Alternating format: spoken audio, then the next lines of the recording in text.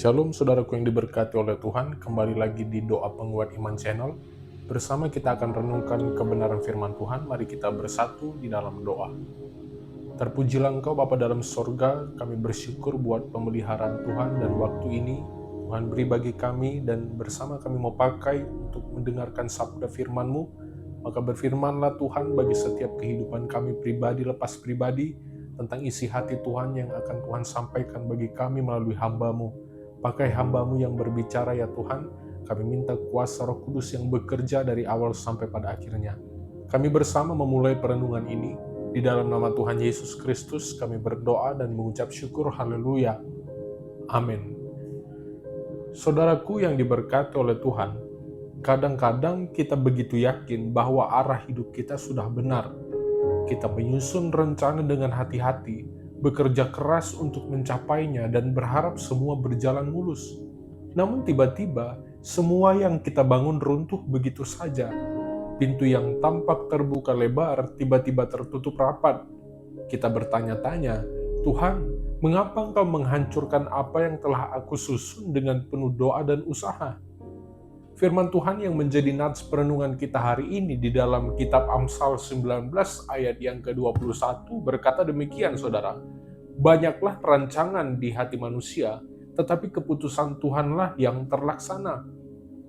Firman Tuhan memberikan sebuah realitas yang tajam sekaligus lembut, yakni manusia bisa memiliki banyak rencana, tetapi hanya keputusan Tuhan yang akan terjadi.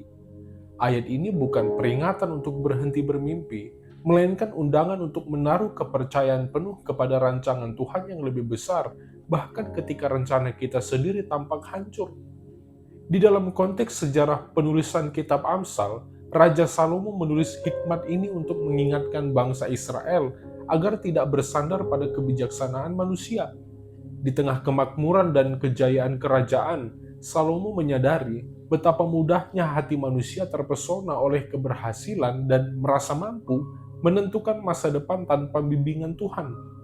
Karena itu, ia menegaskan bahwa kendali akhir dari segala sesuatu tetap berada di tangan Allah. Ketika Tuhan menghancurkan rencana kita, bukan berarti ia menolak kita. Seringkali ia sedang mengalihkan langkah kita dari sesuatu yang bisa melukai kita menuju sesuatu yang akan menyelamatkan kita.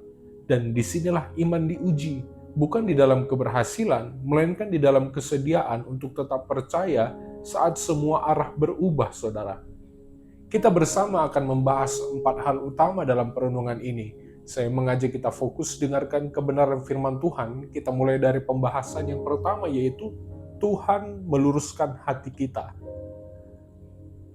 Saudara, setiap manusia memiliki keinginan alami untuk mengatur hidupnya sendiri, seolah-olah ia memegang kendali penuh atas segala arah yang akan ditempuh. Kita menyusun jadwal dengan detail, menuliskan target yang ingin dicapai, menimbang strategi agar semuanya berjalan mulus, dan merasa puas ketika setiap langkah seolah mengikuti rancangan yang kita buat.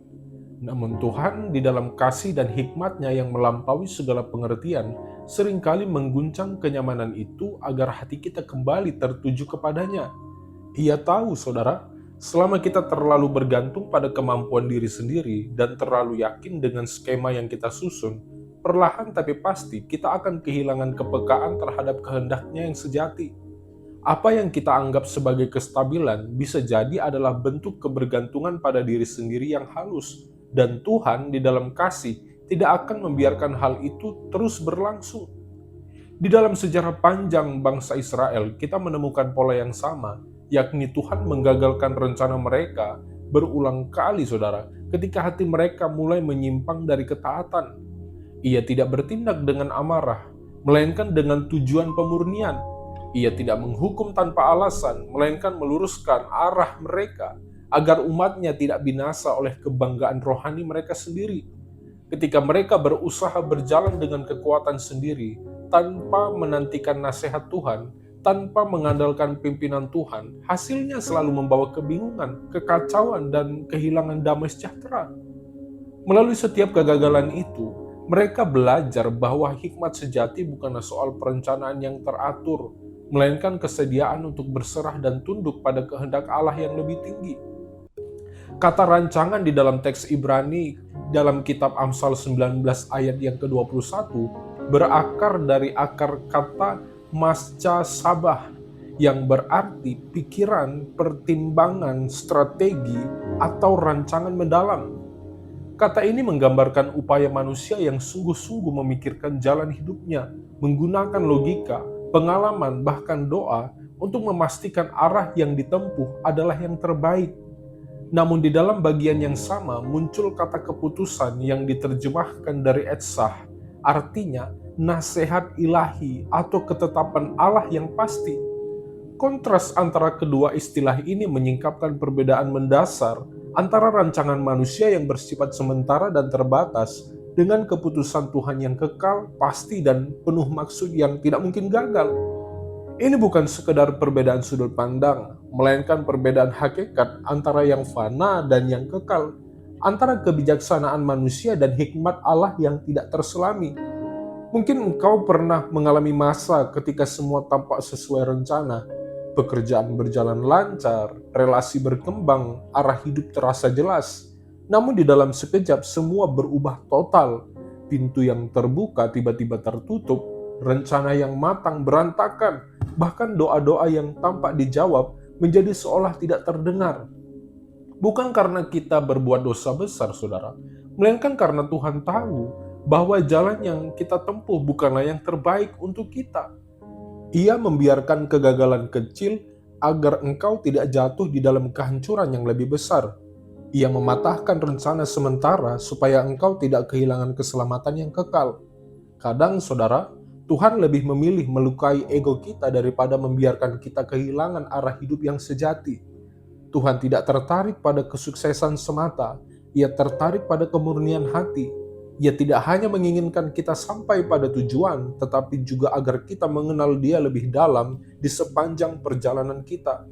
Ia ingin hati kita lebih peka, iman yang lebih murni dari kita, dan kasih kita kepadanya tidak bergantung pada keadaan. Karena itu, ketika rencana kita hancur, jangan buru-buru menganggapnya sebagai akhir. Bisa jadi itulah cara Tuhan membentukmu, membersihkan motivasimu, dan menuntunmu ke arah yang lebih tinggi. Sebab rencana Tuhan tidak pernah gagal, saudara. Meski seringkali Ia harus mematahkan rencana manusia agar rencana kasih-Nya dapat digenapi sepenuhnya. Puji Tuhan. Kita masuk kepada pembahasan yang kedua, yaitu Tuhan mengajar ketaatan yang sejati. Saudara, terkadang Tuhan tidak hanya ingin kita percaya kepadanya, tapi juga belajar untuk taat bahkan ketika arah yang ditunjukkannya bertentangan dengan logika kita. Ketaatan sejati tidak diukur dari seberapa besar kita setuju dengan jalan yang Tuhan tunjukkan, melainkan dari seberapa tulus kita mau mengikutinya ketika jalan itu terasa tidak masuk akal. Disinilah Tuhan sering membiarkan rencana manusia gagal, bukan karena Ia kejam, tetapi karena Ia sedang menanamkan pelajaran penting tentang ketaatan yang lebih dalam daripada sekedar persetujuan intelektual. Ia ingin membentuk hati yang tunduk tanpa syarat, bukan hanya mulut yang berkata ya ketika semua terasa mudah. Bangsa Israel pernah mengalami hal ini ketika mereka berada di padang gurun. Tuhan menuntun mereka dengan cara yang tidak mereka pahami, berputar-putar, menunggu lama, bahkan menghadapi rintangan yang tampak tidak perlu. Dari perspektif manusia, perjalanan itu tampak seperti kehilangan arah. Tetapi di dalam perspektif Allah, setiap langkah, setiap keterlambatan, bahkan setiap kegagalan adalah bagian dari proses pembentukan hati yang taat. Mereka diajar untuk berjalan bukan berdasarkan penglihatan, tetapi berdasarkan iman kepada Allah yang memimpin dengan setia. Rencana manusia seringkali bertujuan mencapai tanah perjanjian secepat mungkin, sementara rencana Tuhan bertujuan membentuk manusia yang siap tinggal di tanah itu dengan ketaatan yang sejati. Secara historis, kitab Amsal ditulis di masa kejayaan Israel, ketika banyak orang mulai merasa mampu hidup tanpa campur tangan Tuhan karena stabilitas ekonomi dan politik. Salomo menulis kata-kata bijak ini sebagai peringatan halus bahwa ketaatan sejati bukan diukur oleh situasi, tetapi oleh sikap hati yang senantiasa tunduk kepada keputusan Tuhan. Kata terlaksana di dalam kitab Amsal 19 ayat 21 menunjukkan suatu tindakan final yang tidak dapat dibatalkan. Artinya, Meskipun manusia menolak, menunda, atau berusaha melawan, kehendak Tuhan tetap akan terjadi. Dan di antara benturan antara rencana manusia dan kehendak Allah, yang Tuhan cari bukanlah kecerdikan, melainkan ketaatan. Mungkin kita sedang berada di masa ketika ketaatan terasa seperti beban. Engkau sudah berdoa, berusaha, bahkan menantikan jawaban, tetapi justru yang terjadi adalah penundaan dan kebingungan. Jangan menyerah, sebab ketaatan bukan tentang kecepatan hasil, melainkan tentang keteguhan hati. Tuhan sedang mengajarimu untuk berjalan berdasarkan kompas ilahi, bukan peta manusia. Ia ingin agar setiap langkahmu bukan sekedar pilihan rasional, melainkan ekspresi kepercayaan penuh kepadanya yang tidak pernah salah menuntun. Tuhan menghancurkan rencana kita agar kita belajar menundukkan kehendak diri kita sendiri di bawah kehendaknya. Karena disitulah letak kekuatan sejati, yakni ketika manusia berhenti memaksakan jalannya sendiri dan mulai berjalan di dalam kehendak Tuhan dengan hati yang rela. Ketaatan yang lahir dari kepercayaan seperti inilah yang akan memampukan kita untuk tetap berdiri teguh bahkan ketika semua rencana manusia runtuh, saudara. Puji Tuhan, kita bersama masuk kepada pembahasan yang ketiga, yaitu Tuhan menyatakan kedaulatannya. Saudara, seringkali kita baru memahami siapa Tuhan sebenarnya ketika semua pegangan manusia hilang. Saat rencana kita gagal, Tuhan sedang menunjukkan bahwa Dialah yang berdaulat penuh atas hidup ini. Ia tidak tunduk pada sistem, waktu, atau logika manusia.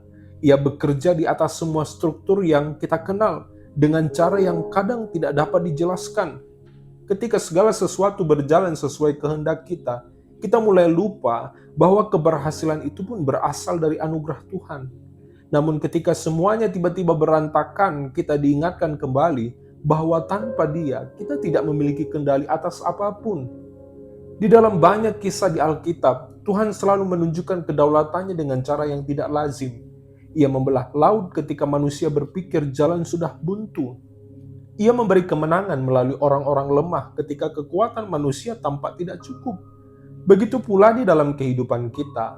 Kadang Ia menghancurkan rencana bukan karena rencana itu jahat, tetapi karena Ia ingin mengingatkan bahwa Dialah sumber dari segala keberhasilan dan tidak ada satupun hal besar yang dapat terjadi tanpa izin Tuhan. Tuhan tidak pernah kehilangan kendali, bahkan ketika segalanya tampak kacau di mata kita. Secara ekspositori, kedaulatan Tuhan di dalam kitab Amsal 19 ayat 21 tersirat dalam frasa, keputusan Tuhanlah yang terlaksana. Di dalam teks Ibrani, bentuk kata kerja yang digunakan mengandung makna tindakan yang pasti terjadi dan tidak dapat diubah oleh kehendak manusia.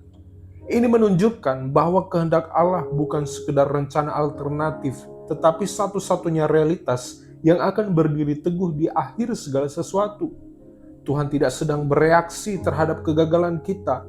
Ia sudah lebih dahulu mengetahui setiap langkah dan mengatur semuanya agar sesuai dengan tujuan kekalnya. Dengan kata lain, ketika rencana manusia hancur, bukan berarti segalanya berakhir. Itu justru tanda bahwa rencana Allah sedang bekerja. Namun memahami kedaulatan Tuhan, saudara, bukan hal yang mudah. Seringkali kita ingin mengerti terlebih dahulu sebelum percaya.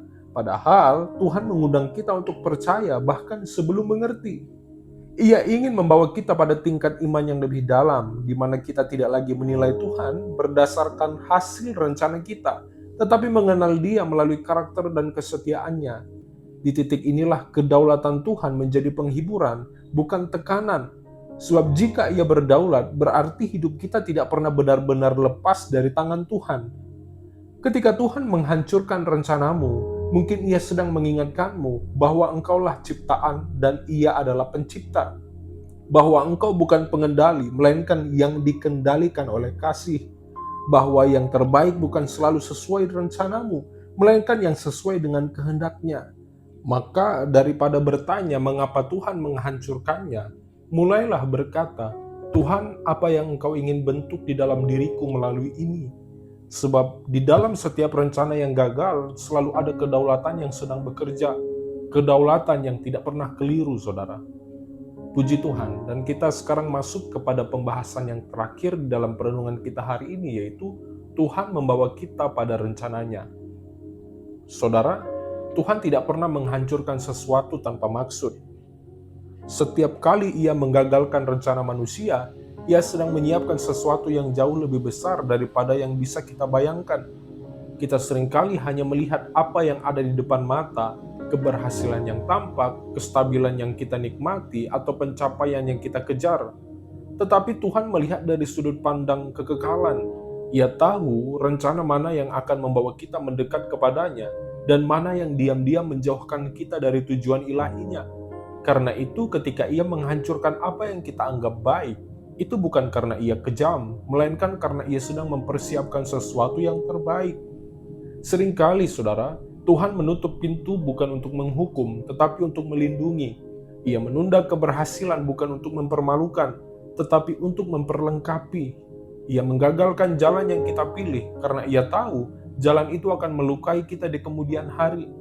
Di dalam pandangan manusia, semua itu tampak seperti kehilangan, tetapi di dalam pandangan surgawi itu adalah perlindungan. Seperti seorang ayah yang melarang anaknya bermain di jalan raya, bukan karena ia ingin membatasi kebebasan, tetapi karena ia ingin menyelamatkan nyawa anak itu. Demikian pula Tuhan di dalam kasih-Nya yang sempurna, mematahkan rencana kita untuk menjaga kita tetap berada di jalur keselamatan. Di dalam konteks sejarah, hikmat yang tertulis di dalam firman Tuhan Amsal 19 ayat 21 merupakan bagian dari tradisi kebijaksanaan Israel yang mengajarkan bahwa hidup manusia tidak pernah bisa dipisahkan dari campur tangan ilahi. Salomo menulis ayat ini untuk menegaskan bahwa tidak ada satupun keberhasilan manusia yang bisa berdiri sendiri tanpa izin Tuhan. Di tengah masyarakat yang sedang mengalami kemajuan besar, orang mulai berpikir bahwa mereka bisa menentukan masa depan hanya dengan kecerdasan dan kekuatan ekonomi. Amsal ini hadir sebagai pengingat bahwa apapun yang manusia rancang tidak akan pernah melampaui keputusan Allah yang berdaulat. Dan prinsip itu tetap berlaku hingga hari ini. Dunia boleh berubah, tetapi kehendak Tuhan tetap final. Seringkali, saudara, ketika Tuhan membawa kita ke jalan yang berbeda, kita baru menyadari di kemudian hari bahwa ternyata jalan itu jauh lebih baik daripada yang kita rencanakan. Banyak orang bersaksi bahwa kegagalan yang dulu membuat mereka menangis justru menjadi awal dari perjalanan rohani yang paling berharga. Mereka menemukan panggilan baru, kedewasaan iman, bahkan kedamaian yang tidak pernah mereka temukan di tengah keberhasilan. Tuhan tidak sekedar ingin kita berhasil, Ia ingin kita bermakna. Ia tidak hanya ingin kita mencapai sesuatu, tetapi juga menjadi seseorang yang lebih serupa dengan Kristus di tengah proses itu. Ketika kita menyerahkan rencana kita kepada Tuhan, kita sedang mengizinkan Dia menulis ulang kisah hidup kita dengan tinta kasih dan hikmat yang sempurna, saudara. Mungkin itu berarti kehilangan beberapa hal yang kita cintai. Mungkin juga berarti harus melewati musim penantian yang panjang. Namun di balik semua itu, Tuhan sedang menenun sesuatu yang indah, sesuatu yang baru bisa kita pahami ketika semuanya selesai. Ia tidak pernah membiarkan hidup kita berantakan tanpa arah. Ia sedang merajut setiap kepingan rencana yang hancur menjadi karya agungnya yang sempurna. Karena itu, ketika engkau melihat rencanamu runtuh, jangan hanya menatap puing-puingnya. Lihatlah tangan Tuhan yang sedang membangun sesuatu yang baru. Ia tidak menghancurkan tanpa maksud. Ia sedang membentuk masa depan yang tidak hanya membawa keberhasilan duniawi, tetapi juga keselamatan kekal. Rencana manusia mungkin tampak megah, saudara, tetapi hanya rencana Tuhan yang benar-benar membawa damai. Dan ketika engkau belajar mempercayainya di tengah ketidakpastian, engkau akan menemukan bahwa kehancuran itu ternyata adalah awal dari penyelamatan yang lebih besar.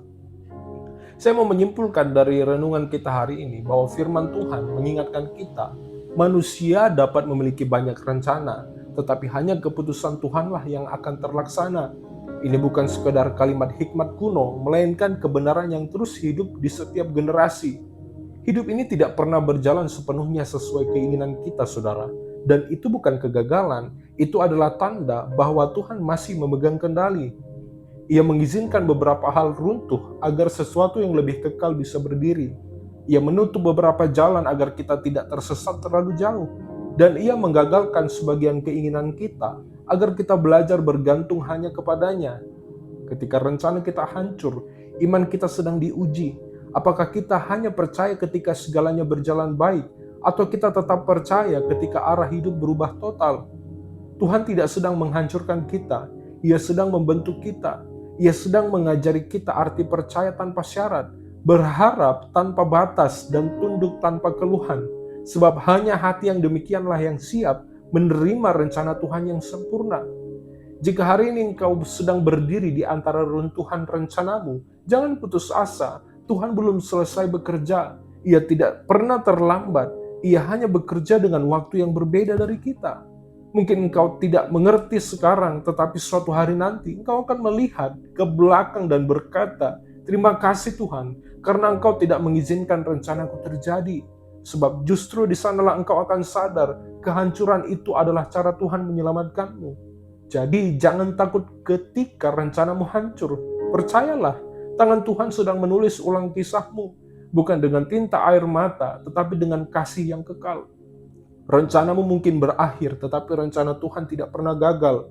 Dan ketika engkau memilih untuk berjalan bersama dengan Tuhan, engkau akan melihat bahwa setiap kehancuran adalah awal dari karya penyelamatan yang agung di dalam kehidupanmu. Puji Tuhan, saya berdoa, kiranya seluruh pendengar doa Penguat Iman Channel hari ini diberkati, dan Tuhan menyelamatkan kita dari rencana-rencana kita. Puji Tuhan, kita bersatu di dalam doa. Bapa yang baik, Bapa di sorga, kami bersyukur buat firman-Mu yang banyak mengarahkan kami, mengubah paradigma kami, cara berpikir kami, dan mengubah seluruh aspek hidup kami. Luar biasa firman-Mu ya Tuhan, hikmat yang Tuhan beri bagi kami, untuk kami boleh memahami, untuk kami diizinkan merubah segala sesuatu hal yang mungkin membuat kami terjebak di dalam hal-hal yang lama, yang membuat kami tidak bertumbuh di dalam iman. Dan hari ini kami melihat karya Tuhan bekerja melalui firman-Mu ya Tuhan. Ada banyak hal yang mungkin tidak Tuhan izinkan terjadi dalam hidup kami, yang padahal sudah matang itu kami rencanakan untuk progres kehidupan kami ke depan. Namun Tuhan mengizinkan kegagalan demi penyelamatan Tuhan bagi kehidupan kami. Kami tahu Tuhan punya rencana lebih besar, lebih damai, lebih luar biasa daripada yang kami pikirkan yang terbatas ini ya Tuhan. Olehnya kami minta Tuhan taruh dalam hati kami kerelaan, ketenangan, damai sejahtera untuk kami bisa menerima keadaan kami dengan rela ya Tuhan. Karena melalui firman-Mu kami belajar untuk melepaskan segala keraguan kami. Sebab segala sesuatu terlaksana berdasarkan keputusan Tuhan, bukan keputusan kami. Ajar kami untuk berharap hanya kepada Tuhan, bukan kekuatan kami. Roh Kudus, ingatkan kami selalu akan firman-Mu, supaya kami tidak kecewa dan menolak Engkau ya Tuhan. Kami berdoa bagi seluruh pekerjaan dan aktivitas kami. Tuhan berkati, dan bersama kami akhiri perenungan ini dalam nama Yesus. Amin.